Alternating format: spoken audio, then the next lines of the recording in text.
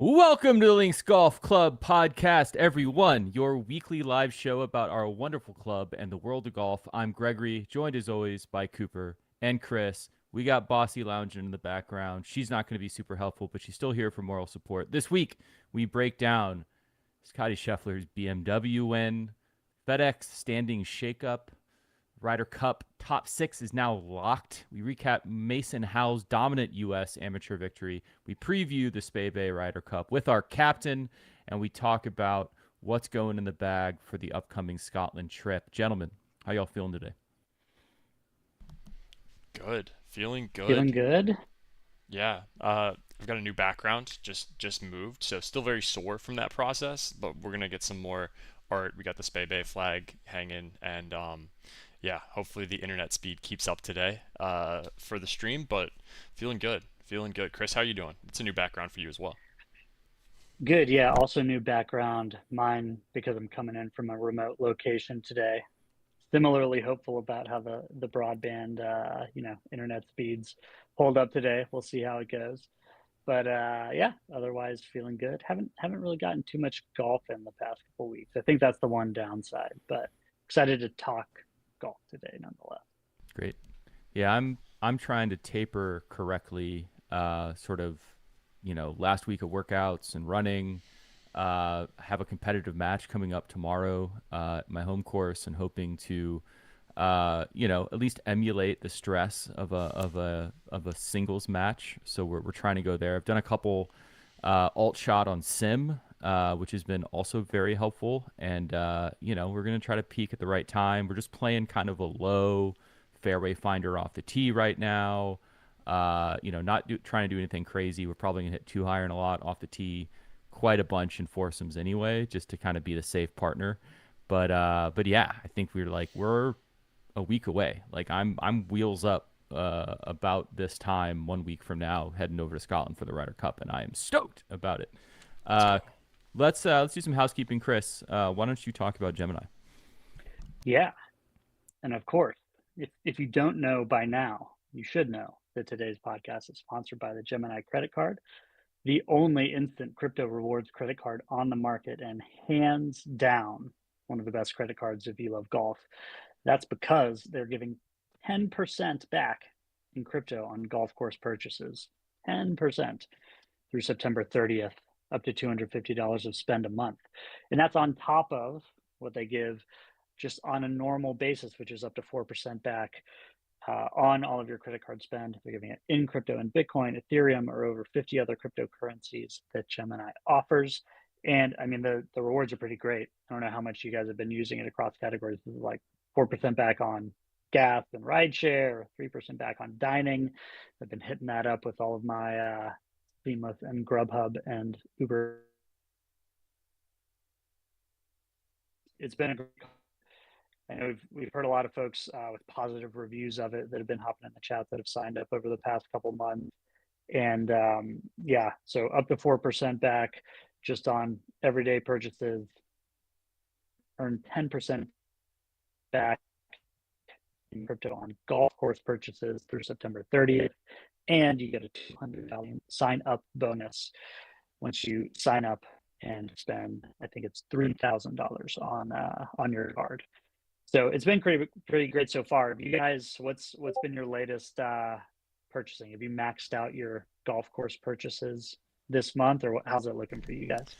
Maxed out the My golf course go ahead. purchases. Got the food is coming in handy because we haven't been cooking with the move and everything, so that's been great, getting 3% on that. And then yeah, the spend at the golf courses is definitely good, and I just got my sign up bonus reward hit the account, so that's awesome. How about you, Greg? Sorry for cutting you off. Sweet. No, it's all right. It's my favorite segment of the pod. I got a burrito, fried jalapeno poppers, and buffalo wings from a DoorDash Mexican restaurant since last week. I got rain pants for Scotland and some new shoes that I'm going to unveil for the Ryder Cup because my old ones were getting pretty stinky and broken up. Also played golf last week and played terribly, but enjoy the rewards that I got just for showing up. So that was nice. Love it. Love it. Well, as you know, podcast brought to you by the Gemini credit card.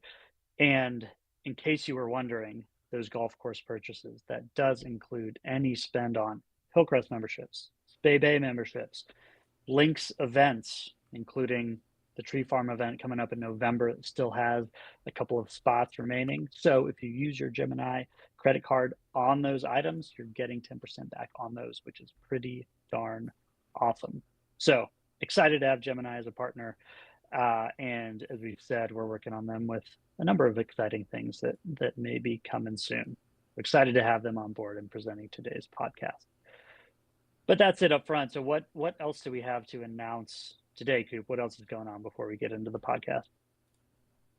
Yeah, we've got, speaking of rewards and golf, we've got links rewards coming in for folks who are reposting our commenting on this very podcast live. I see you in the chats. Keep it up.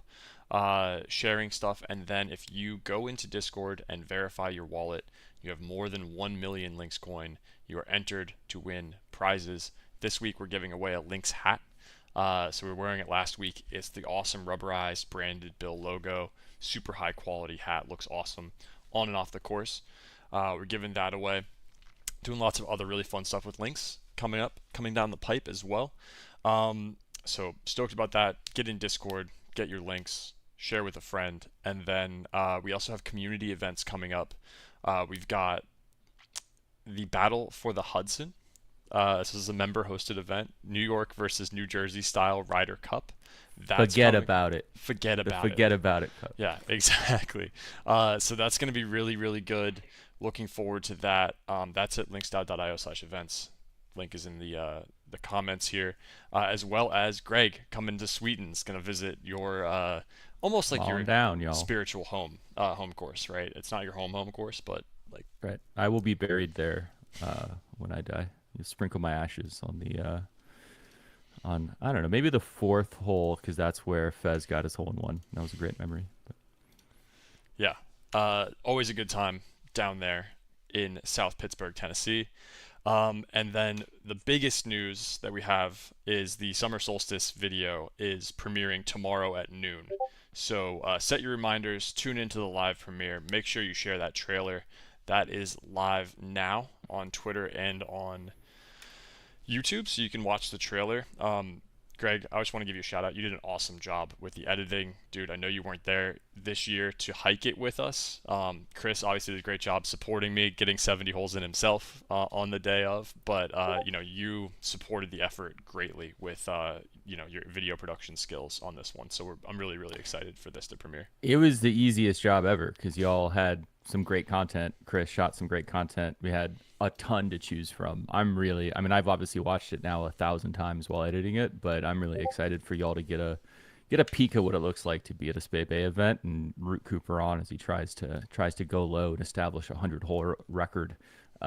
It's a fun one, so you're not going to want to miss it tomorrow for sure. Yeah, that's going to be great. So that's tomorrow at noon Eastern time. Make sure to lock in for that one. But let's talk FedEx Cup. Let's talk playoffs. Let's do it. So on Sunday, Bob McIntyre entered with a 4-stroke lead over Scotty Scheffler, and obviously he retained that lead. And Bob McIntyre is your BMW. No, it's not what happened. Scotty Scheffler immediately erased. Like you're watching this and you're like, the whole inevitability thing with Thanos is, I think, becoming more and more true. You could just see it. I'm this guy. Like I'm the guy in the first tee with absolutely no confidence what's going to happen. Scotty birdies one, Bob bogeys one. Now it's cut to a 2-shot lead. I think then same thing happened on 4. So now it's tied. Then Scotty takes a 1-shot lead, never relinquishes it. It got a little bit interesting towards the end. It got back down to 1, but really, I don't think anyone's surprised at the outcome. Just an unbelievable showing as he continues this run. He now has a 41% win percentage in his last 33 starts. One of my favorite tweets, it was Kyle Porter, who, if you don't follow him on Twitter, you should. Since March 1st, 2024, Scotty Scheffler has a better winning percentage than like 20 professional sports teams. The Niners, the Panthers, the Bears, the Trailblazers, the NBA, obviously the White Sox because they suck. he's just on an unbelievable run. I think for context, Tiger's career winning percentage was like 14%. Obviously, this is a shorter time frame, and Tiger had some time frames like this. It's becoming, cliche to do the Tiger comparison thing, but I think it's becoming like 10% less ridiculous every week. Scotty is just an absolute monster, and I hope that he carries us through the Ryder Cup. Stanky in the member chat also posted a just amazing graphic that I think Cooper we're now calling Scotty the Pentagon, because if you look at his, the 5 tools, he's just outlier basically in all of them now. He's doing everything well, and it's if he continues to do that, it's impossible to beat him, despite the fact that there's so much parity on the PGA Tour. The only other thing I'll say is his bogey avoidance, and Dylan Dethier had a really funny tweet that was just, I think I finally figured out why Scotty is so dominant. It's because he's really good at avoiding bogeys and he's really good at getting birdies or better. That's a pretty winning combination, obviously, but it's just astounding to see his ability to do both of those things. And then obviously, like the chip in was, people always complain about Scotty being kind of boring. You can't really say that after watching that chip. I mean, he hit it in exactly the right spot. It rolled like 1,000 feet across that green very slowly, dropped in, stone cold killer, didn't even do any, like he just kind of raises his hand, walks and picks his ball up. I mean, he is unbelievable. So guys, those are some things that I noticed in the tournament. What did you enjoy? What are your thoughts on Scotty? Anyone else you saw on the leaderboard that impressed you? Give me your thoughts on the tournament. We just rolled the clip of the chip in.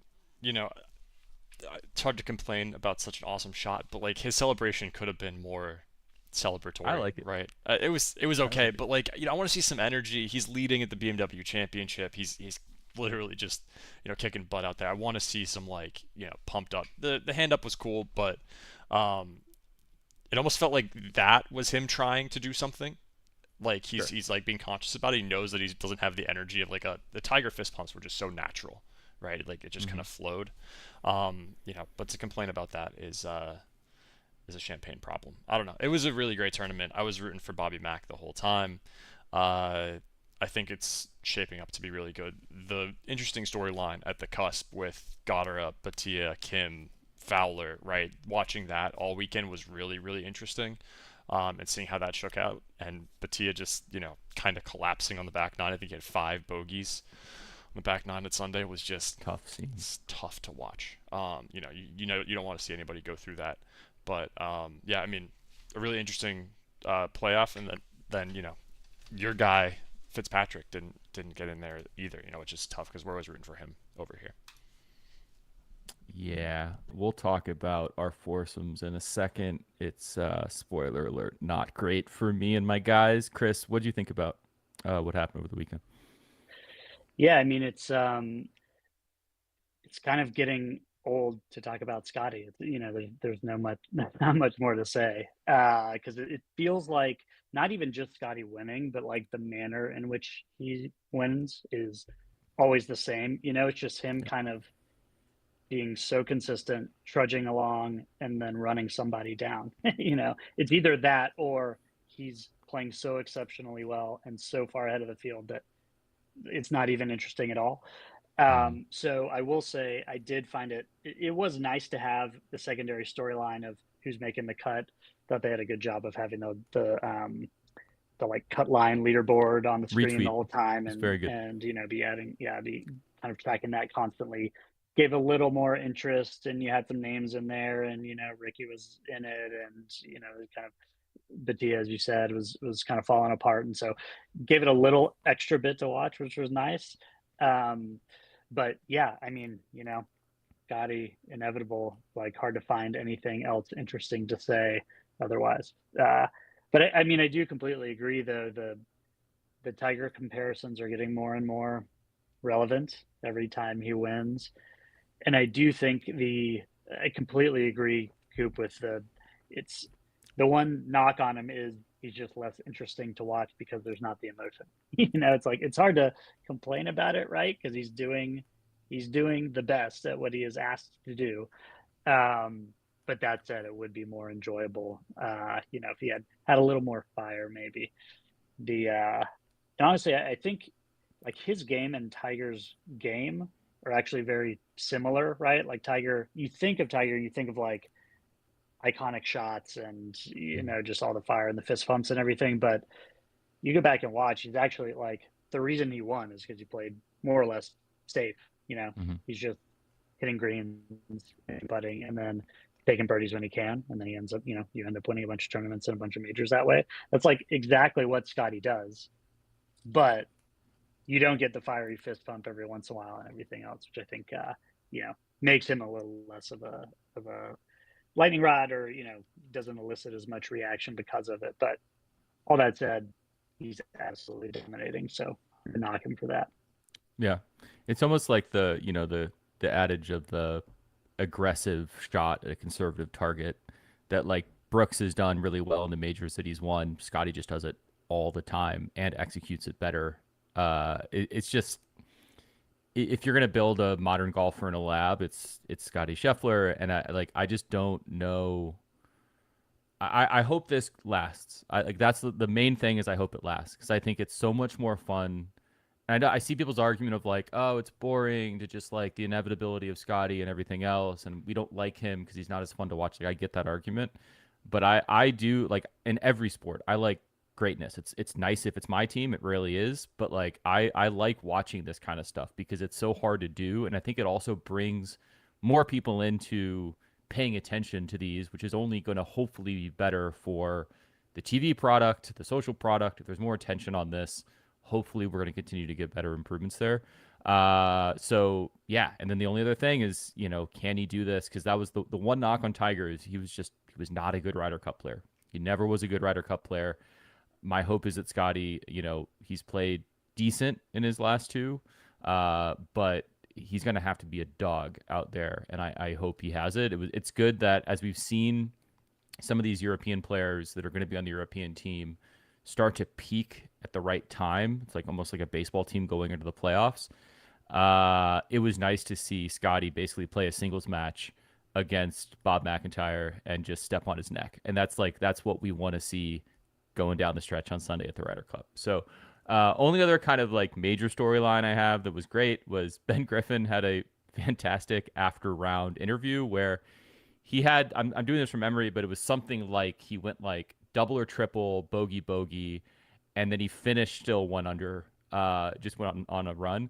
And so they asked him like, what the hell happened, man? Like that start was pretty wacky. And he said, well, I was drinking creatine and I ended up getting what he called a snowball of creatine. And he thinks that he sort of OD'd, got the shakes, felt really weird. And his caddy finally grabbed him and was like, you need to chug a bunch of water to just like get this distributed a little bit more in the system.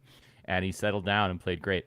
As someone who takes creatine every day, I don't even know that was a thing. So that was interesting. Like, I don't know if that's real or not. But yeah, it was awesome. I don't know if I'm buying it. I don't know if I'm buying like, it. It seems like a convenient excuse.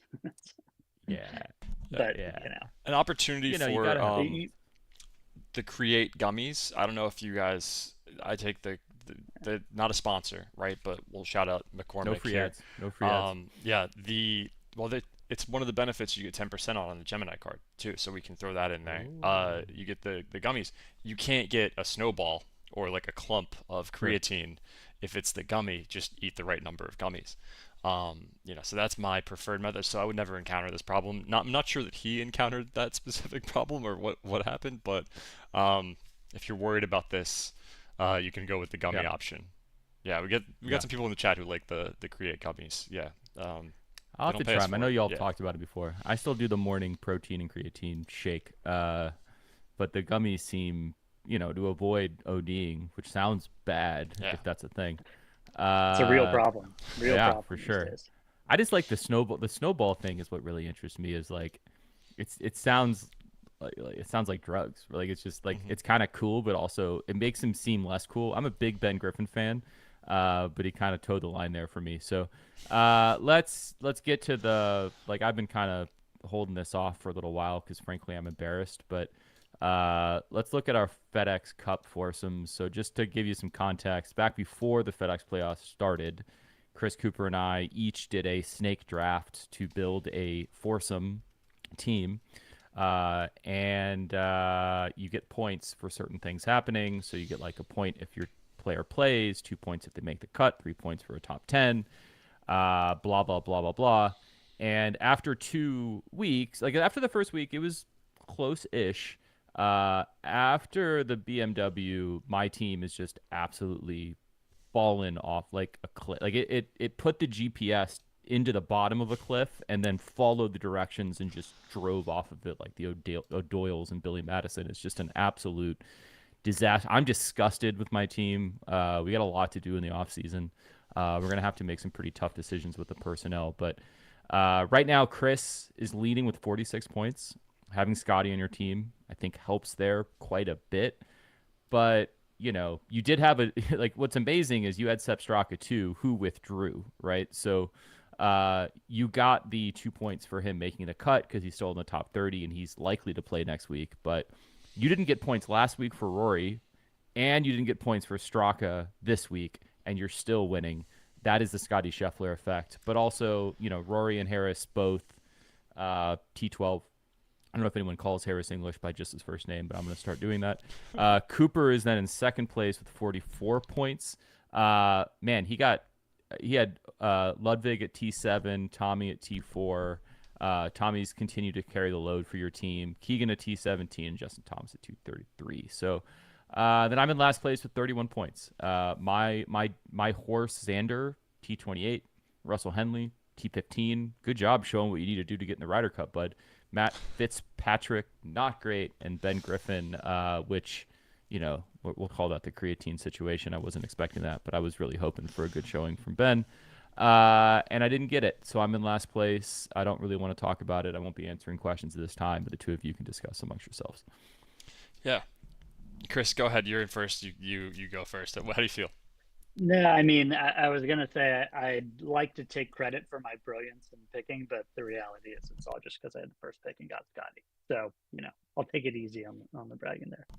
Yeah. Chastity pointed it out. I wasn't going to say it, but without Scotty, you're in last place. So something to consider. Having the first pick is great, isn't it? It sure is. Yeah. That's it's fantastic. I think it's going to be a great weekend. I'm looking forward to East Lake. We already have some members out there showing off their Lynx Coin hats and gear. The redesign of the course, I think, is going to show off nicely. We have a Creator Classic today, right? Too? Isn't that going down? We do. Cool. We do. Cool. No Trent this time, which I think is kind of the handle has a blade on that one because it was fun watching Trent, but also it'd be like watching me play on TV. No one wants to do that. So there are some dogs out there. I mean, you get like. We've talked about Good in the past, and I don't watch a lot of Good, but I think the more that they are featuring Brad and Sean, who are excellent golfers, the more exciting their video content gets. And both of them are going to be in it. Roger Steele is going to be there. Gabby Golf Girl, it's a pretty good group, and I'll definitely be watching tonight. The question we need is, should the next singles the match be Greg against Trent? I think if you just threw the gauntlet, I want to back that up for a second. Probably, unfortunately. Let's see Trent play. I don't want to do it. I don't want to be known for getting my ass kicked by him. He is defined as being YouTube's bad golfer, and he would beat me because I'm a mental midget. And then where does that leave me? I can't even beat the worst golfer on YouTube. I don't want to do that. No thanks. Okay. I'll pass. One of y'all can do it. Chris? We'll see. Let's back off this one. All right. So we're looking forward to that. That's gonna be a good Creator Classic. Let us know who you're rooting for in the chats, and we'll be watching that on Discord too. So tune in for that and all the action this week. Sure. So let's talk about Tour Championship preview. I don't know how much there is to say here because I think Scotty's gonna win. I don't know even what there is to talk about. It's been played at East Lake. It's played there every year. We have a lot of familiarity with that golf course. As Cooper said, last year it was the first year of the renovation, so hopefully more of that stuff has matured a bit. It was fine. It's the first year we're going to see this without the stroke lead, so everyone's just going to play straight up, which will be interesting. East Lake, obviously famously Bobby Jones's home course, and the purse is $40 million, which is a lot of money. That's some money there. I don't really know what else to say because I think Scotty has a 31.4% win percentage on Data Golf. I think that is absolutely reasonable. And then you get a bunch of guys, you know, in the 7s and 5s. Rory number 2, Tommy 3, Russell Henley 4, Ludwig, Colin Morikawa, Victor Hovland, Justin Thomas, JJ Spawn. Of any of those other guys besides Scotty, who do you like the most? Yeah, it's hard to pick one. Because you kind of a lot of people would pick Tommy, but he hasn't won yet, so that's kind of hard. Ludwig had a little sign of life last week. Feels like he'd be a good pick, but again, it's kind of his form hasn't been great. So it is very telling that, like you said, the data golf win percentage, but his betting odds, like he has plus odds. People are basically saying with their money that they think he would win versus the field, which is Mm-hmm. insane to think about. But I think that kind of shows up in, well, you think about who else you would pick. I mean, Rory, obviously he's kind of number 2 in the rankings, but he again hasn't shown a lot of form, didn't even play 2 weeks ago, doesn't seem super sharp. So it is tough to pick somebody to, try and pick to go up head to head against Scotty. Yeah. Keegan still has the opportunity to do the funniest thing ever. I think that's still what storyline I'm watching.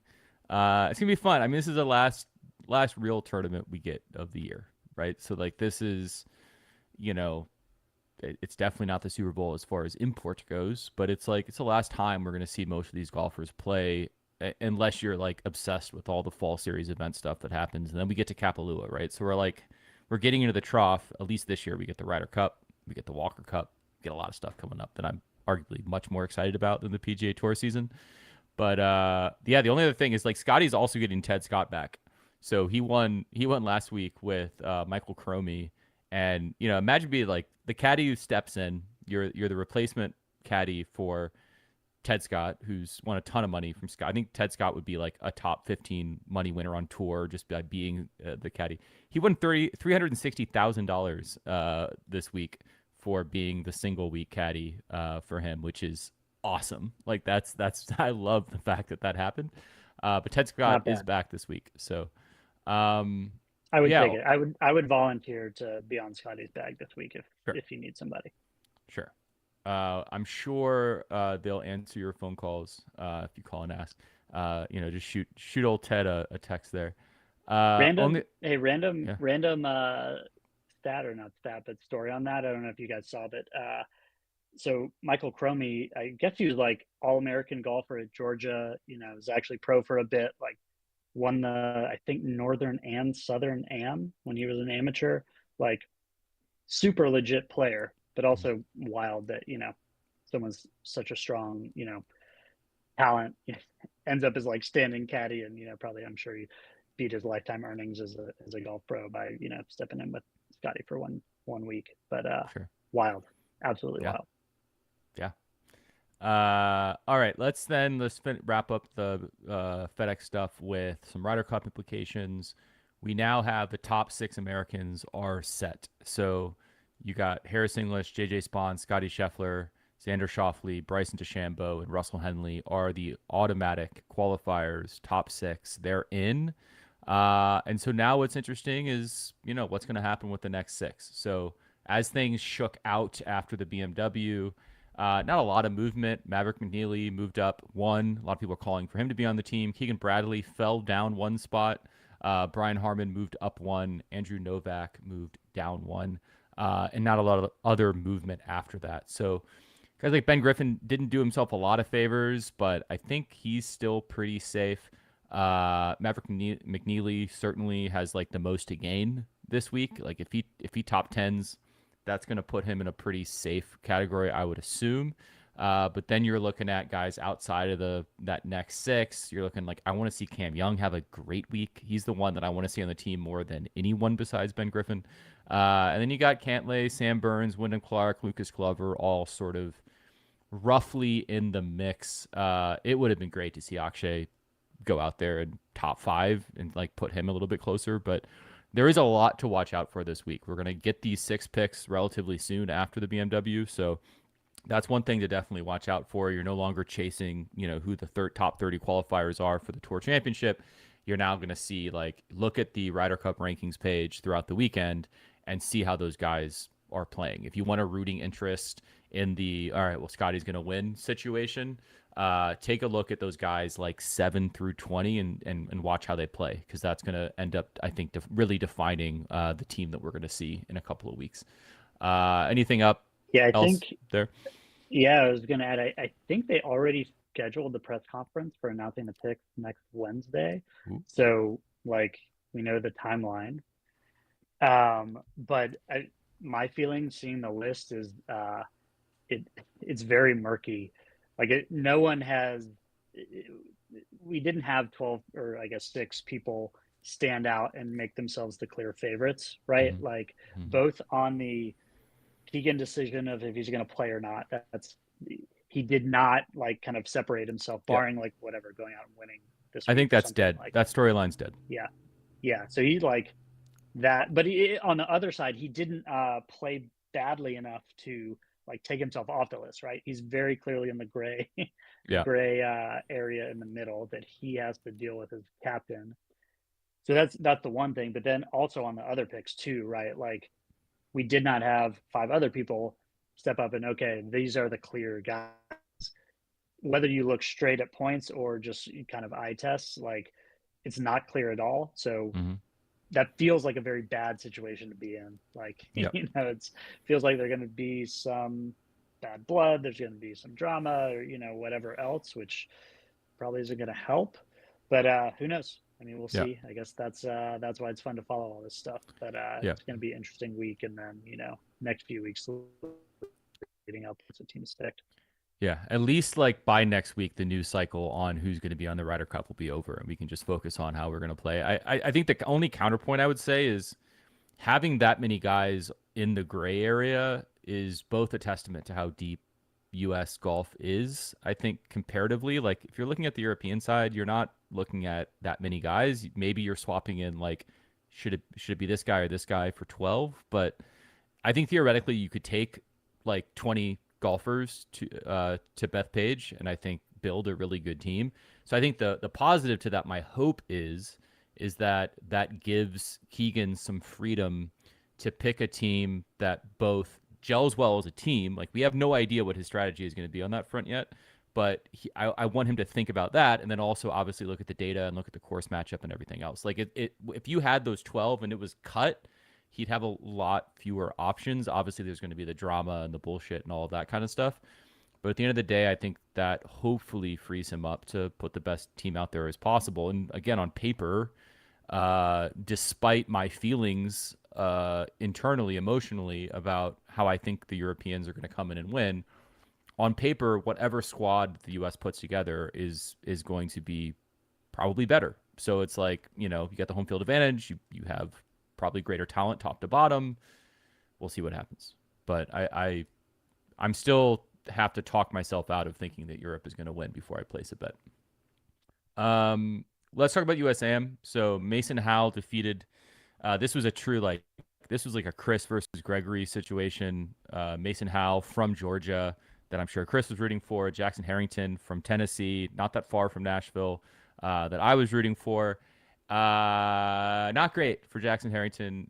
He was down 4 after the first 18. They had lunch. I wish I could just buy a ticket to go hang out for lunch because that sounds fascinating.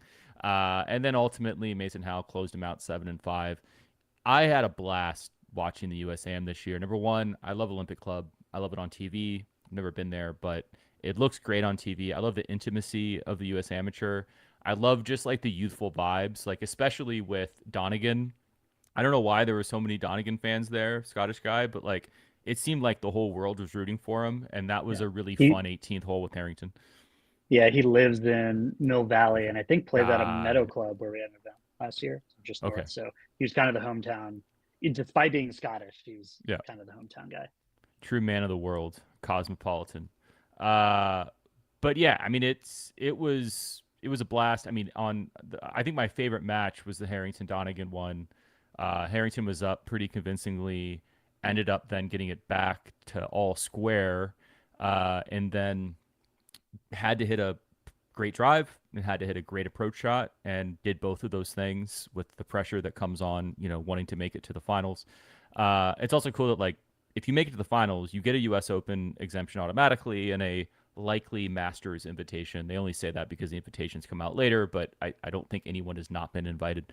And so it's pretty cool that both those guys are going to go. But then obviously, Howell is the one who actually gets his name written on the trophy. But if you watch plus a Walker Cup invite at Cypress Point in a few weeks. That's true. That's not Yep. too shabby either. That's pretty good. That's 100% right. Which the team is out. Harrington is not on it, right? Like, so you have that would have been like a clear way to go out there and do that.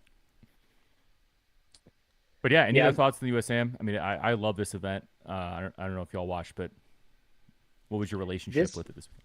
Yeah, I thought it was awesome. This was the first year I actually watched more than just before. I would kind of pop in, last day, see how the final matches go and see if it was dramatic at the end. But this year I watched, I think, pretty much every night after, once they were in matches after the stroke play.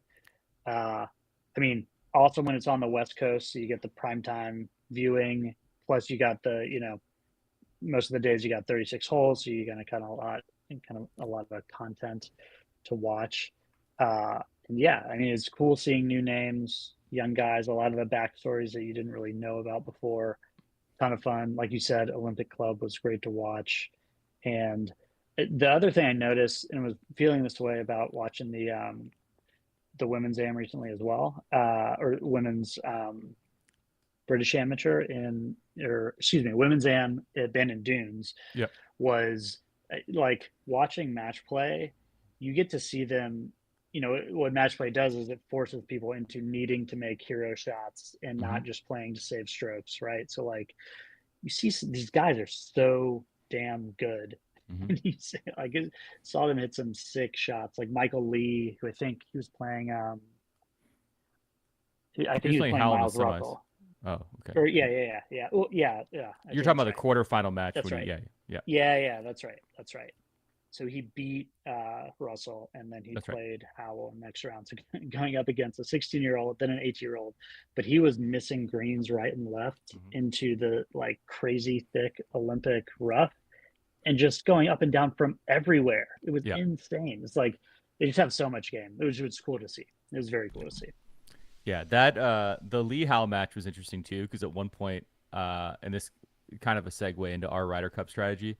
At one point, Lee gave Howell a putt, and then Howell didn't give Lee a shorter one and just walked off. And there's just I love also, you mentioned the style of play and the heroics. I just also love the pettiness of match play and the head games. It's just so much different than stroke play, and I'd rather watch it on TV 8 out of 10 times. Yeah, I think the venue also really showed off. Olympic just looked really great. A lot of challenging shots, like you said. The shot making was on display there, and the rough. Yeah, Greg Egan was a ball spotter for trying to find some of those. I think that was really important out there. But yeah, fun to watch. I got to tune in a little bit more than I ever have before, which was really cool. And looking forward to seeing some of these names in the future. Definitely. Absolutely. All right, so let's pivot to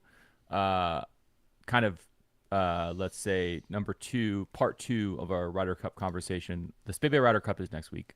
You'll talk to us one more time, then we'll go over to Scotland and get ready with the rest of the American and European teams. There's, I think, currently something like 55 people who are going to be there. We got a bunch of people competing.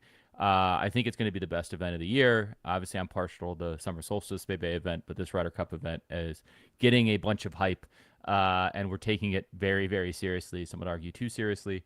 But last week, Chris, you weren't here. We talked to Big Bucks, and we had sort of a players-only meeting conversation. You're the captain of the U.S. squad, and there are a couple of themes that I just want to share with you, and then I want to get your thoughts on sort of how you're preparing from the captain perspective, what else we should be watching out for. Number one, we got to have heart. I think one thing that Cooper and Bucks mentioned is the U.S. team came out a little flat last year. This year, we gotta amp that up. We got to have a little bit more energy. You got to have a little bit more heart. We need to have some kind of a chant, because it sounds like last year the Europeans drowned out and we just did USA, USA over and over again. So we got to figure something out there. Need to focus on what we need to do. So we got to have a plan. We got to execute it. Sounds simple to do, but that's one thing as a team we got to congeal around. We got to be honest about our strengths and weaknesses. This kind of comes around with the pairings. It sounds like if the more thoughtful we can be around the pairings and making sure that we're playing the strengths and weaknesses of various players is going to be very important. I think most importantly, we got to have fun, have a great time. Like we got to free ourselves up a little bit, not just think about like, oh God, all the pressure of getting our asses kicked last year. Let's go over there and have a good time this year, and hopefully the results will come. And then we got to play pressure golf. Undeniably, this is going to be a close Ryder Cup. I think there is no chance that we beat the Europeans on their soil as badly as they beat us there last year. It's going to come down to a couple singles matches on the last day, I think. So we got to be able to play pressure golf. So that's the player perspective, I think, Chris. Captain's perspective, how are you approaching this? What are you thinking about? What can you share? Obviously, don't share too much because I'm sure the European captain will be listening to this. But tell us what's going through your head as you prepare for year 2 of your captaincy. Yeah, I think all of those are good, good ideas, good kind of thoughts coming from the team. If I were to assess last year, I think maybe U.S. team a little overly scientific. We tried to be good about pairing people, setting up the pairings based on handicap, who played a lot at Spey Bay before, who hadn't, and kind of other factors, but maybe a little too much science, not enough art. And it ties into the heart thing. So I think there's, maybe go for a little more art this year. Go for a little more like, we'll do it with vibes. We don't need the spreadsheets. We'll just, go for eye tests, not data tests. See how that goes. But I also, a lot of folks will have a lot more reps at Spey Bay, which is important. If we're to like tie it back to one thing, I think it's that, obviously the US team is a lot fewer reps. Thing of last year versus a lot of the local crowd playing the course. So there's definitely some local knowledge. So we'll have more of that this year. We've had some good videos from Bert coming out, giving us a little intel on, how to play some holes, think through that a little more deeply. I still think he's I think those are false flags. I think he's setting those up for us to watch them, and then the European, the local players know better. But yeah, I don't know. I've heard some scuttlebutt on the ground that the clubhouse employees may be Mm-hmm. rooting for Team USA. So we'll have to see. We'll have to see once we're on site over there. But maybe it's split. I'm not sure. If the Russians rooted for Rocky in Rocky 4, I see no reason why the European locals couldn't root for us. This is a true underdog story. Like this is back to. There's a reason why we've been watching Miracle, right? We are the underdogs in this, and I think the scrappy upstart team. So we're heading into the Hornets nest here. Yeah. That's right. So what can you tell us about the format? So what I've heard is that there's going to be all shot this year, foursomes, right? Is that true? I know that there's some what do you know about the format, and how does that change how you approach this year? Yeah, so I admittedly do not know everything about the format because some of it's going to be a surprise, even to me. And so, and keeping all things fair, some of that is behind lock and key. So we'll have to wait. That's primarily talking about, I think, as we said on the pod already, some of the scoring will be tied to non-golf events, like off-course events. So that's going to be included in it. I don't know all the details of that. I don't have a special edge on, preparing for any of that. That's all I know. But so for the golf portion, format is going to include 4-ball and foursomes, plus obviously the singles. And that's the biggest change from last year is that we'll have another round of competition plus the all shot, plus the off course stuff. So that's the biggest change. I don't know that it changes too much in like the prep, other than the all shot thing is you got to find good pairings or whatever. But if we're being honest with ourselves, I don't think we need to do like pair who plays with the Chrome Tour versus the Chrome Tour X or whatnot to get everyone dialed. I don't know if we're quite at that level. If we're being honest with ourselves, but playing style, vibes, getting all that right, and getting the groupings right, which I feel like that'll play honestly both for 4-ball and foursomes. Will be important. Great. Yeah, I'm super excited. Like I said, I think next week we'll do a little bit more preview. We're also going to be packing, obviously, so we'll talk about kind of what we're taking over there. sort of our goal when we talk about these events is like a lot of our members, are interested in going over there and trying it. If you've already been, then you're probably going to go again. And if you haven't been yet, you're probably thinking about going. So, this much like the Tour Championship concludes the PGA Tour season this year. This is the last event we have. It's been an amazing international event schedule, and very excited to get over there, and hopefully we can bring home the cup, and then ideally schedule a U.S. Based Ryder Cup sometime in the future here. So that's it for this week. Really appreciate everyone tuning in. Obviously, Chris and Cooper, thank you for joining. Remember, check out Hillcrest memberships. Check out our Instagram and YouTube, where you can see Hillcrest and Spey Bay updates more in real time. Also, hit us up in Discord with guest ideas, hot takes, feedback, whatever you got, be in there. And then also follow us on YouTube so you'll get notifications whenever we go live for the pod, which is always the same time on Wednesdays. But then also, like tomorrow, when we premiere our longer form YouTube content. So tomorrow we have a Rocky 2 inspired summer solstice a video that Cooper alluded to in the beginning. Really excited for that to go live. If you haven't checked out the Reversing Spey video, you can also see that on the channel. But yeah, tune in for that tomorrow. It's going to be a special video. Definitely want to give that one a watch. And other than that, we will see y'all next week. Appreciate it. See y'all at the premiere tomorrow. Bye. See ya.